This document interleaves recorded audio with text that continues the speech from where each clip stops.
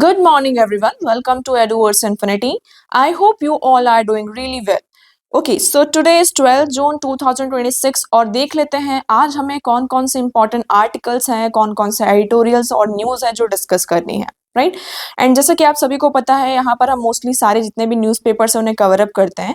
तो चलिए स्टार्ट करते हैं without wasting our time here, right. So आगे बढ़ने से पहले मेक श्योर करना है आपने टेलीग्राम चैनल ज्वाइन किया हुआ है, वहां पर आपको सारी अपडेट्स मिलेंगी, राइट। और इस पूरे एनालिसिस की पीडीएफ भी आपको यहीं से मिलेगी।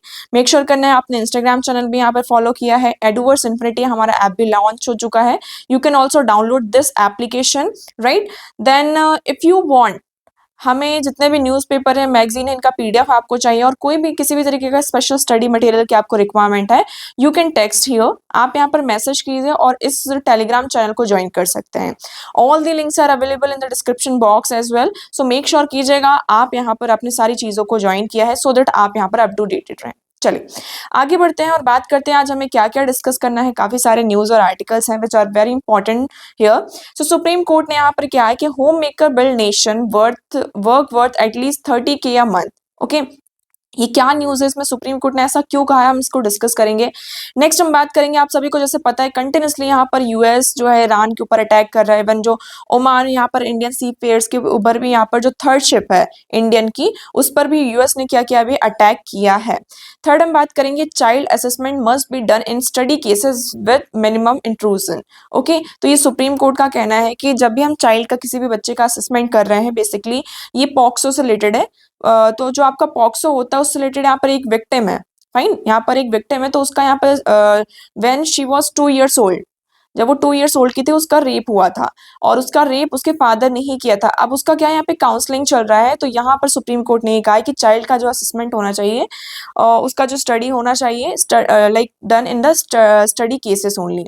Foreign contribution regulation amendment bill 2026 आया हुआ है, इसके क्या क्या हमारे पास प्रोविजंस है, we will discuss that. Then we will discuss implementation complete हुआ है बट स्टिल हम क्या देख रहे हैं कि वर्कर्स अभी भी हमारे वल्नरेबल है।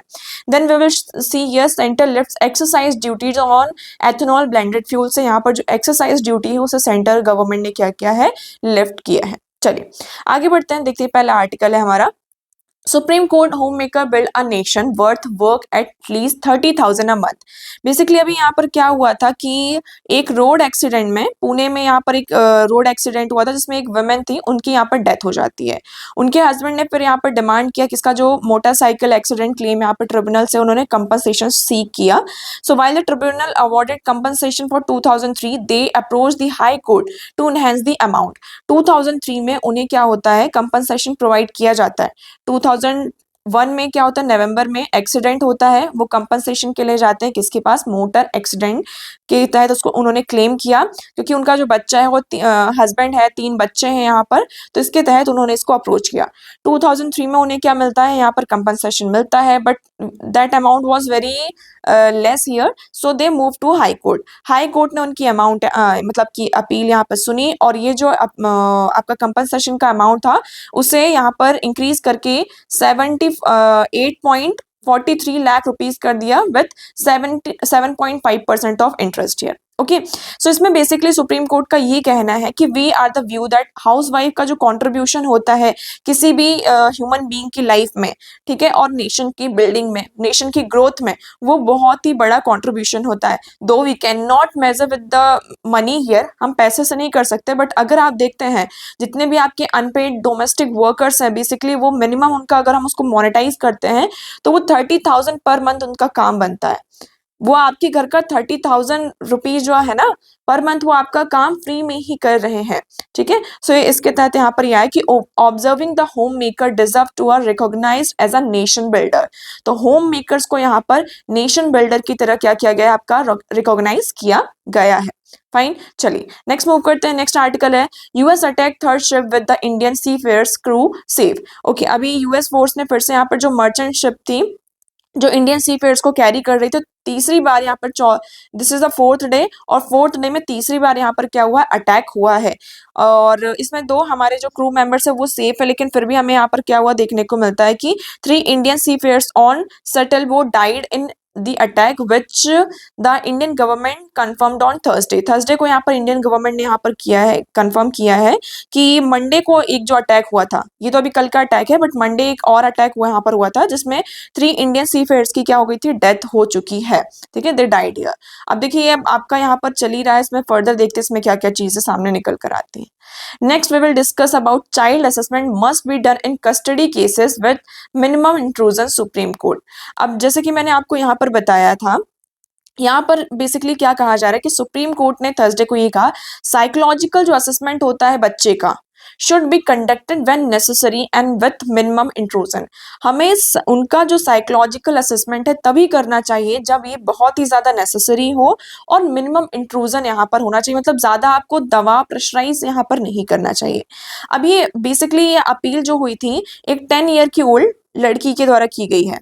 This is a 10 year old जो आपकी गर्ल थी, उसके अगेंस्ट में उनकी मदर ने क्या किया है, ये अपील किया है। बच्ची ने नहीं, मतलब उसकी मदर ने क्या किया, अपील किया है। Why? When she was 2 years old, she was assaulted by her father himself. Okay. Now her father wants कि क्या हो यहाँ पर एक अब जो है ही रियलाइज्ड हिज मिस्टेक, उसको अपनी गलती का वो हुआ, एहसास हुआ सारी चीजें ना, वो चाहते हैं कि मेरी बेटी के साथ जो मेरे रिलेशन है वो थोड़े से क्या हो जाए, नॉर्मल हो जाए।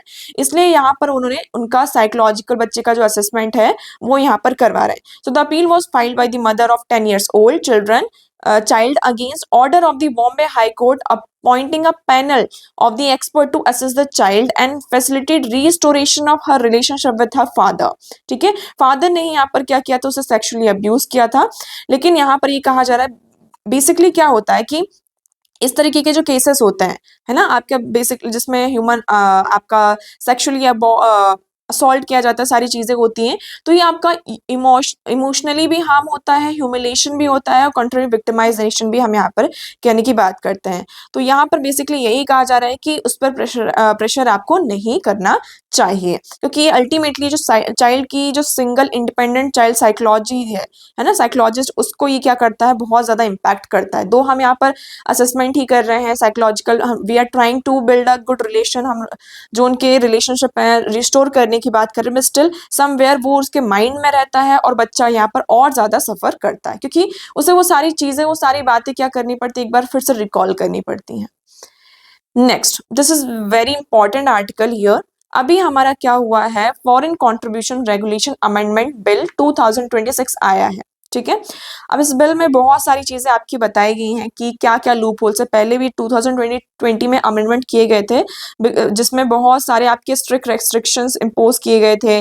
लाइक पहला आपका क्या था कि जितना भी आपका फॉरेन फंड होगा, फॉरेन कंट्रीब्यूशन यहाँ पर आएगा, वो सिंगल बैंक ऑफ ब्रांच जो state bank of India new Delhi में है वहीं से होगा सारी चीजें। ठीक है, और जो एक्सपेंडिचर की लिमिट है उसे भी 50 और 20% क्या किया गया था, आपका डिवाइड किया गया था। और जितने भी स्मॉलर आपके ऑर्गेनाइजेशन है उनको बैन किया गया था कि उन्हें ग्रांटिंग ना प्रोवाइड की जाए, ये सारी चीजें। तो 2020 में आपका अमेंडमेंट हुआ था फॉरेन कंट्रीब्यूशन रेगुलेशन एक्ट में, बट अभी फिर से यहाँ पर क्या हुआ है, अमेंडमेंट बिल लेकर आया गया। लेकिन इसमें आप देखेंगे इस बिल के जो प्रोविजंस हैं दे आर वेरी लाइक, आप कहेंगे जब इसको आप पढ़ेंगे आपको ज्यादा समझ में आएगा। अब देखिए अभी जो प्रपोज्ड बिल है उसके बारे में हम डिस्कस कर रहे हैं। सो डेजिग्नेटेड अथॉरिटी फॉर एसेट, है ना, यहाँ पर जितना भी आपका एसेट आ रहा है वो उसको एक अथॉरिटी प्रोवाइड की गई। किस तरीके से, तो गवर्नमेंट यहाँ पर क्या करेगी, एक डेजिग्नेटेड अथॉरिटी प्रोवाइड करेगी टू टेक ओवर मैनेज जितना भी आपका डिस्पोज एसेट है, जितना भी आपने फॉरेन फंड जो एनजीओज यहाँ पर क्या कर रहे हैं उन्होंने यहाँ पर कलेक्ट किया है ना, तो ये क्या होगा, इसके लिए आपकी एक डेजिग्नेटेड अथॉरिटी होगी। कब, जब आपका यहाँ पर कैंसिल हो जाता है। ठीक है, जब आपका एफसीआरए का रजिस्ट्रेशन कैंसिल हो जाता है, सस्पेंड हो जाता है, और अगर आपने इसको रिन्यू नहीं किया है तो ऑटोमेटिकली आपका जो लाइसेंस है वो कैंसिल हो जाएगा। अब जब आपका लाइसेंस कैंसिल हो गया, you are no more NGO here, whatever the asset you are having now. Okay, जितना भी आपके पास एसेट है उसका टेक ओवर कौन करेगी, अब गवर्नमेंट करेगी। उसके लिए वो एक अथॉरिटी बनाएंगी। ठीक है, सो एसेट्स में बी ट्रांसफर्ड, उसे आप ट्रांसफर कर सकते हैं, sold with proceed directed to the consolidated fund of India. और ये जो पूरा एसेट होगा, जितना भी सारी चीजें हैं, वो कहाँ जाएगा, आपका कंसोलिडेटेड फंड ऑफ इंडिया में यहाँ पर जाएगा। ये आपको क्लियर है। सेकंड, यहाँ पर जो डेफिनेशन है की फंक्शनरी की, उसे और एक्सपेंड किया गया है, लेकिन हमारे पास इसकी वेग डेफिनेशन एक तरीके से कहेंगे। अब इसमें क्या क्या इंक्लूडेड, डायरेक्टर जो पार्टनर है, ट्रस्टीज हैं, karta of Hindu undivided family, officer, bearers of society, trustee, trade unions, any person with control management. So key functionaries will be personally liable for offense unless they prove lack of knowledge due diligence. Okay, तो यहाँ पर जो की functionaries हैं उनका जो एक criteria है, डेफिनेशन है, उसको एक्सपेंड किया गया है।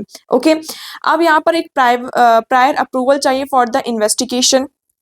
फाइन, अगर कोई भी आपका लॉ इन्फोर्समेंट एजेंसी है, स्टेट गवर्नमेंट है, उन्हें एक प्रायर इन्फॉर्मेशन, किसी भी वो एफसीआरए रिलेटेड कंप्लेन को क्या कर रहे हैं, इन्वेस्टिगेट कर रहे हैं। ठीक है, आपका कोई भी फॉरेन कंट्रीब्यूशन रेगुलेशन एक्ट के तहत कुछ भी यहाँ पर कंप्लेन आती है, अगर अब यहाँ पर आप क्या करना चाहते हैं, इन्वेस्टिगेट करना चाहते हैं, तो सबसे पहले आपको क्या करना होगा, यहाँ पे सेंट्रल गवर्नमेंट की आपको अप्रूवल की नीड होगी, तभी आप क्या है, जितने भी आपके स्टेट गवर्नमेंट और जितनी भी लॉ इन्फोर्समेंट एजेंसीज है वो क्या कर सकती हैं, यहाँ पर इन्वेस्टिगेट कर सकती हैं। फोर्थ, इसमें क्या आपका नेक्स्ट प्रपोजल है कि टाइमलाइन और ऑटोमेटिक सेसेशन। फाइन, अगर आपका रजिस्ट्रेशन एक्सपायर हो गया है, फॉर एग्जाम्पल कल है यहाँ पर 30th ऑफ जून, और मुझे पता है कि कल मेरा जो मतलब कि एक्सपायरी डेट है, यहाँ पर मुझे फिर से रिन्यू करवाना है, तो कल ही आपका क्या होगा, रजिस्ट्रेशन एक्सपायर हो जाएगा।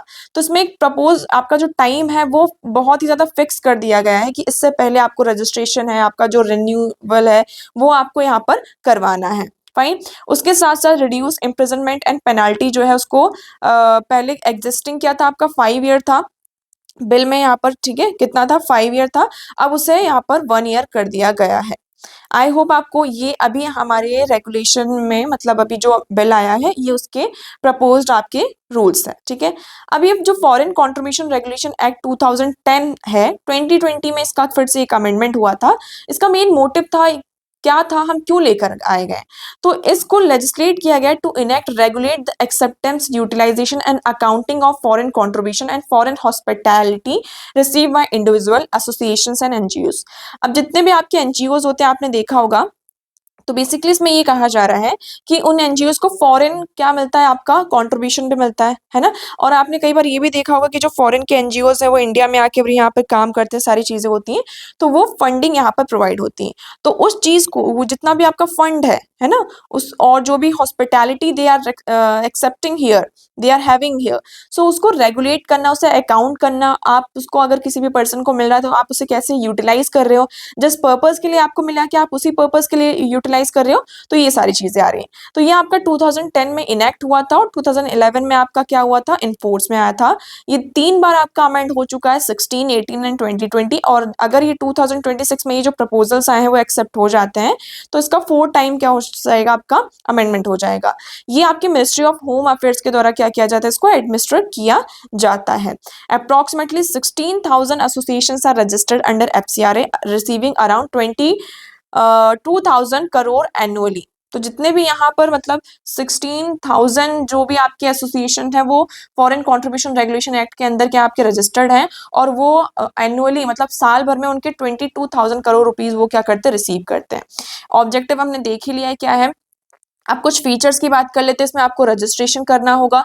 नो पर्सन और ऑर्गेनाइजेशन कैन एक्सेप्ट, अगर कोई भी पर्सन है, जब तक आपने रजिस्ट्रेशन नहीं किया है, और कोई भी ऑर्गेनाइजेशन है जब तक आपने फॉरेन कंट्रीब्यूशन में रजिस्ट्रेशन नहीं किया है विद सेंट्रल गवर्नमेंट की परमिशन के साथ, तब तक आप कोई भी फॉरेन का जो कंट्रीब्यूशन है, हॉस्पिटैलिटी है, आप उसे क्या कर सकते हैं, एक्सेप्ट नहीं कर सकते हैं। ठीक है, एलिजिबिलिटी की बात करते हैं रजिस्ट्रेशन के लिए, तो यहाँ पर कुछ ऑर्गेनाइजेशन है, they must be registered under society registration act 1860 और इंडिया का जो ट्रस्ट एक्ट 1882 है, या फिर जो कंपनीज एक्ट 1956 है। अगर कोई ऑर्गेनाइजेशन है तो उसके इन्हें अंडर रजिस्टर करना होगा। हैव अ प्रूवन ट्रैक और record of at least 3 years of relevant activities, मतलब जैसे फॉर एग्जांपल मैं यहाँ पर रजिस्ट्रेशन करवाना चाहती हूँ, तो मतलब मैंने इससे पहले 3 सालों तक यहाँ पर क्या किया हो, काम किया हो। ठीक है, और उसका पूरी जितने भी आपके पास पूरा ट्रैक होना चाहिए, जितनी भी आपने एक्टिविटीज और सारी चीजें की हैं। ठीक है, ये हो गया। यूटिलाइजेशन रेस्ट्रिक्शन यहाँ पर है कि आपको जितना भी फॉरेन फंड मिल रहा है, so it must be transfer, जिसके लिए मतलब जिस पर्पज के लिए आपने यहाँ पर जो कॉन्ट्रीब्यूशन है उसको, मतलब जो फंड से कॉन्ट्रीब्यूट किया है। ठीक है, प्रोहिबिट एक्टिविटीज में इसमें क्या है कि आप कोई like applicant must not represent fictitious entities, they should have no history of communal tension, disharmony and seditious activities here. Okay, FCRA यहाँ पे क्या है, prohibit foreign funding for candidate, जैसे कि कोई इलेक्शन के लिए यहाँ पर कोई पर्सन है तो उसके लिए आप फॉरेन फंडिंग नहीं यहाँ पर क्या कर सकते हैं, प्रोहिबिट करती है ये। जर्नलिज्म, मीडिया के लिए, जजेस के लिए, गवर्नमेंट सर्वेंट, पॉलिटिशियन और पॉलिटिकल ऑर्गेनाइजेशन के लिए। ठीक है, तो ये यहाँ पर आपका आ जाता है सारी चीजें।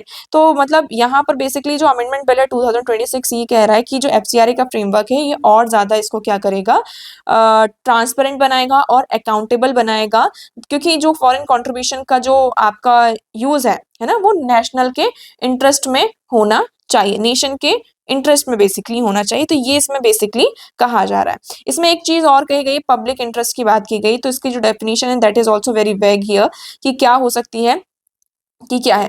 अब इससे एक चीज और आपको यहाँ पर समझ में आएगा। फॉर एग्जाम्पल सबसे ज्यादा इसमें लिमिटेड अकाउंटेबिलिटी की बात की गई है। लिमिटेड अकाउंटेबिलिटी मतलब इसमें इस बिल में एक आपका जो सेक्शन 22 है जिसमें यहाँ पर डिस्पोजल ऑफ एसेट्स की हमने बात की है ना, जो डिस्पोजल ऑफ एसेट्स की हमने इसमें बात करी, तो अगर due to some reason cancellation हो जाता है, सो इससे क्या होगा, जितना भी कैंसिलेशन हो रहा है तो आपकी जितनी भी एक्टिविटीज हैं, जो भी ऑर्गेनाइजेशंस हैं, है ना, फॉर एग्जाम्पल ये आपका एनजीओ है यहाँ पर, इस एनजीओ की वजह से हमने यहाँ पे स्कूल्स ओपन किए, हॉस्पिटल्स ओपन किए, या फिर ऑर्फनेज है हमने इस तरीके से ओपन किया, लेकिन ये ड्यू टू सम रीजन ये इसका जो रजिस्ट्रेशन है वो कैंसिल हो गया। मतलब अभी ये जो सारा एसेट है वो किसके अंदर चला जाएगा, गवर्नमेंट के अंदर चला जाएगा। तो इससे जो स्पेशली आपकी जो माइनॉरिटीज कम्युनिटीज हैं उनको सबसे ज्यादा क्या होगा, प्रॉब्लम होगी, स्पेशली जो क्रिश्चियन है। Okay, so it particularly worrying Christian organisation run, क्योंकि जो क्रिश्चियन ऑर्गेनाइजेशन है वो थाउजेंड्स ऑफ स्कूल, यहाँ पर कॉलेजेस हैं, हॉस्पिटल है, ऑर्फनेज है, ट्राइबल वेलफेयर बॉडीज जो है ना, जितना भी है, चैरिटेबल ट्रस्ट भी, वो क्या करते हैं यहाँ पर, अभी इनका जो फंडिंग होती है उनको चर्च से वो यहाँ पर जाती है। तो और बेसिकली जितने भी आपकी मेनली इंस्टीट्यूशंस कहाँ कहाँ आपको मिलेंगे, केरल में, तमिलनाडु, नागालैंड, मिजोरम, मेघालय में बहुत सारे आपको ऐसे इंस्टीट्यूशंस देखने को मिलेंगे। तो under section 16 this could face government take over of their registration lapses. अगर उनका रजिस्ट्रेशन लैप्स कर जाता है तो मतलब जितने भी आपके ये मतलब कि यहाँ पर बॉडीज हैं उसमें गवर्नमेंट क्या कर लेगी, आपका टेक ओवर कर लेगी। तो ये है हमारा बिल, हमने इसके जो प्रपोज्ड प्रोविजंस थे उनके बारे में डिस्कस किया। आई होप ये आपको क्लियर होगा। वही सारी चीजें यहाँ पर लिखी हुई हैं जो अभी हमने यहाँ पर डिस्कस किया। चलिए आगे बढ़ते हैं, फिर हम बात करते हैं implementation complete but workers still vulnerable. ठीक है, हमारे यहाँ पर 4 क्या थे, बिल थे। कैसे बिल थे, कौन कौन से बिल थे उसके बारे में बात करते हैं। ठीक है, तो हमारे 4 जो है लेबर बिल थे। सेंट्रल गवर्नमेंट ने यहाँ पे नोटिफाई किया था कितने, 4 लेबर कोड्स। ठीक है, इसका जो फ्रेमवर्क है, इम्प्लीमेंटेशन है, वो पूरा कंप्लीट हो चुका है। और ये जो लेबर कोड थे 2019 से 20 तक में ये हुए थे, आपके इनेक्ट हो चुके थे। कौन कौन से हैं, पहले आपका code on wages 2019, industrial relation code 2020, code on social security 2020 and occupational safety health condition code 2020 ये आ जाता है। लेकिन इस आर्टिकल में कुछ कंसर्न्स रेज किए गए हैं। अब वो क्या क्या कंसर्न्स हैं उसके बारे में अगर हम देखते हैं तो पहले क्या क्या, पहला इसमें सबसे बड़ा जो कंसर्न आ जाता है क्या है, फिक्स्ड टर्म एम्प्लॉयमेंट कंसर्न। ठीक है, इसमें सबसे पहला जो कंसर्न है आपका फिक्स्ड टर्म एम्प्लॉयमेंट का कंसर्न है।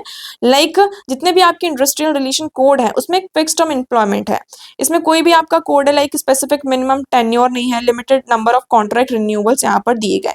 इससे क्या हो रहा है कि आपके जो रेगुलर जॉब्स हैं वो फिक्स्ड टर्म कॉन्ट्रैक्ट होने की वजह से इसमें जो जॉब इनसिक्योरिटी है वो बहुत ज्यादा आपकी बढ़ रही है। सेकंड, इसमें वेजेस में प्रॉब्लम बताई गई है कि जो फ्लोर वेजेस रिमेन वेग and not clearly distinguish from minimum wage. इसमें जो फ्लोर वेज है और मिनिमम वेज से बहुत ज्यादा डिफरेंस आपको समझ में नहीं आएगा। सो इसमें कोई भी आपका क्लियर फ्रेमवर्क नहीं है कि आपका जो वेज है वो इतना फिक्स रहने वाला है।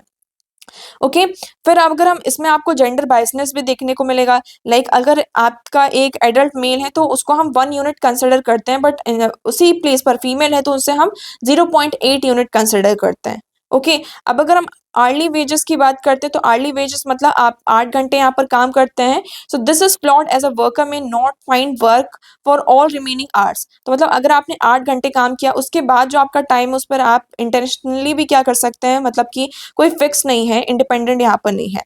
थर्ड, इसमें गिग वर्कर्स और जितने भी प्लेटफॉर्म वर्कर्स हैं they are also vulnerable here. इनके लिए कोई भी आपका एम्प्लॉयमेंट रिलेशनशिप जो है गिग वर्कर्स के लिए उसको क्लैरिफाई नहीं किया गया है।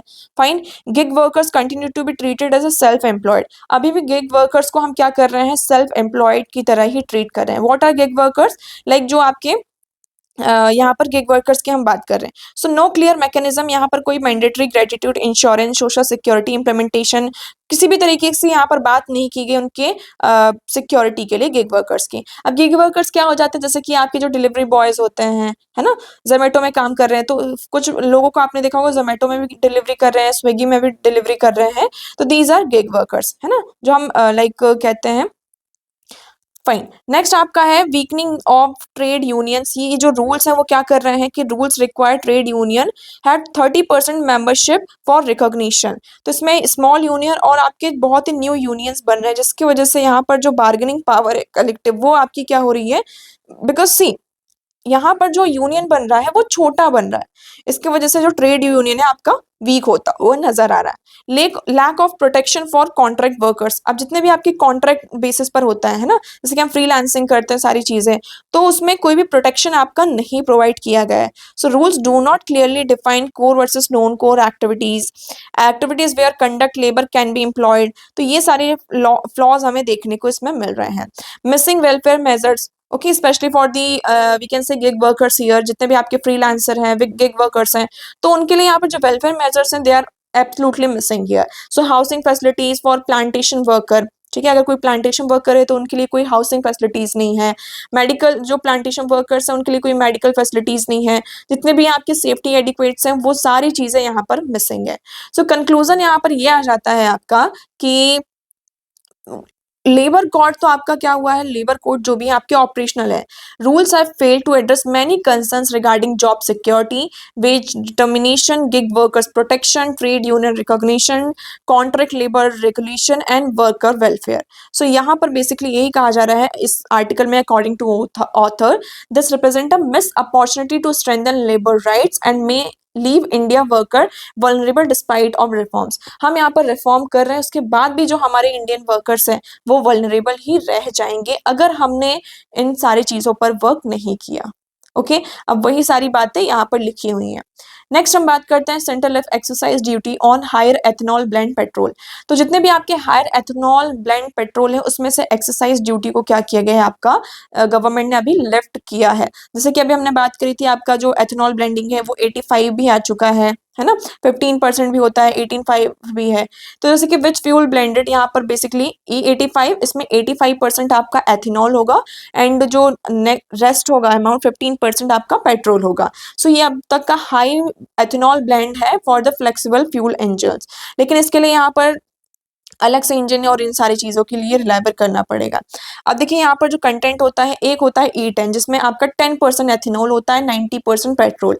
E20 में 20% एथेनॉल, E85 में 85% एंड E100 में आपका ऑलमोस्ट प्योर एथेनॉल होता है। ठीक है, अब देखिए इसमें व्हीकल्स की कंपेटिबिलिटी भी चेक करते हैं कि यस स्टैंडर्ड व्हीकल्स में हम अगर बात करते तो सेफ है, लेकिन आपके फ्यूल बेस्ड यहाँ पर आपको मॉडिफिकेशन की रिक्वायरमेंट होगी अगर आप एथेनॉल ब्लेंडेड फ्यूल का यूज कर रहे हैं। ओके, क्योंकि आपके जो इंजन है, सिस्टम है, इंजन कैलिब्रेट नहीं कर पाता है, जो सेंसर है उसको डिटेक्ट नहीं कर पाता है। कई बार यहाँ पे कोरोजन जो रेजिस्टेंट मटेरियल है ये आपको यूज करना पड़ेगा सो दैट हमारा जो व्हीकल है वो कंपैटिबल हो सके। अब बेनिफिट्स क्या है आपके E85 के, इससे क्या होता है आपका जो पेट्रोल का कंजम्पशन है वो रिड्यूस होगा, पेट्रोल का यूज कम होगा, तो हमारी जो क्रूड ऑयल पर डिपेंडेंसी है ना, फॉसिल फ्यूल और क्रूड ऑयल पर हमारी जो डिपेंडेंसी है वो हमारी कम होगी and we will further move towards the clean energy here. This will also support farmers here, क्योंकि आपके जो एग्रीकल्चर रेसिड्यूज हैं, है ना, हम उसी से यहाँ पर कर रहे हैं। बेटर फॉर डाइवर्सिफिकेशन, लाइक अभी तक हमारा क्या है, जो एनर्जी सिक्योरिटी की तरफ हमारा जो मेन मोटिव है एनर्जी सिक्योरिटी की तरफ मूव करना है, तो हमारा जो फ्यूल फ्यूल है उसका जो बास्केट होगा वो डाइवर्सिफाई होगा। यूज ऑफ सरप्लस ग्रेन्स, अगर यहाँ पर सरप्लस ग्रेन फूड ग्रेन्स आपका यहाँ पर ग्रो करते हैं तो हम इसका क्या कर सकते हैं, प्रॉपर यूज कर सकते हैं। ये हमारी रूरल इकोनॉमी को भी सपोर्ट करेगा। ये जो इंडिपेंडेंस है हमारा, डिपेंडेंस है इंपोर्ट पर, this will also reduce, because हमारा जो है ऑयल, ज्यादातर जो क्रूड ऑयल पर हम डिपेंडेंट है फ्यूल्स के लिए, वो डिपेंडेंसी आपकी कम होगी। Promotion of flex fuel vehicles का क्या होगा, आपका प्रमोशन होगा और ग्रीन हाउस गैसेस का एमिशन होगा। लेकिन इसके साथ कुछ चैलेंजेस भी हैं। व्हाट? लोअर एनर्जी डेंसिटी, यहाँ पर जो एनर्जी कंटेंट है वो उसका जो माइलेज रहता है बहुत ही ज़्यादा रिड्यूस रहता है। मतलब जब हम इसको यूज़ कर रहे हैं एथेनॉल ब्लेंडेड फ्यूल का, तो आपकी जो व्हीकल है वो कम माइलेज यहाँ पर दे रही है। व्हीकल कंपैटिबिलिटी, जो अभी एग्जिस्टिंग व्हीकल्स हैं उन्हें मॉडिफिकेशन की रिक्वायरमेंट है so that we can use E85 here. Infrastructure की रिक्वायरमेंट्स है, राइट, कि E85 को स्पेशलाइज स्टोरेज की और डिस्ट्रीब्यूशन सिस्टम की नीड है। यहाँ पे फूड वर्सेस फ्यूल ये भी आ रहा है। अब देखो, अगर यहाँ पर सिक्योरिटी, फूड सिक्योरिटी और प्राइसेस पर भी इम्पैक्ट पड़ सकता है, क्योंकि अब क्या है, जो सरप्लस फूड है आपका उसका हम यूज़ कर रहे हैं एथेनॉल में। सिर्फ फूड ग्रेन्स का ही नहीं, हम यहाँ पर जो रेसिड्यूज है उसका भी यूज़ कर रहे हैं, बट स्टिल अगर हम बात करते हैं तो यहाँ पर एक फूड सिक्योरिटी जो है, फूड पर इम्पैक्ट पड़ सकता है प्राइसेस पर। वाटर स्ट्रेस, स्पेशली जो हम अभी तक बना रहे हैं एथेनॉल का बनाया जा रहा है वो शुगर केन है, और जो शुगर केन के रेसिड्यूज है उससे, और शुगर केन के लिए यहाँ पे बहुत ही ज़्यादा वाटर की रिक्वायरमेंट होती है। सो वाटर स्ट्रेस एरिया में ये हमारे लिए चैलेंजिंग पार्ट हो सकता है, राइट। सो ये हमने यहाँ पर डिस्कस किया what were the challenges regarding to E85। So देखिए, आज के न्यूज़पेपर में इतने ही इंपॉर्टेंट न्यूज़ और आर्टिकल्स थे, हमने सारी चीज़ों को यहाँ पर प्रॉपर्ली डिस्कस किया है। आई होप आपको सारी चीज़ें क्लियर भी होंगी। इन केस आपको कोई डाउट होता है, कुछ भी आपके सजेशन है, सो मेक श्योर कीजिएगा आप कॉमेंट सेक्शन में ज़रूर कॉमेंट करके इसे बताइएगा। सो आज के लिए इतना ही। Thank you so much for the discussion.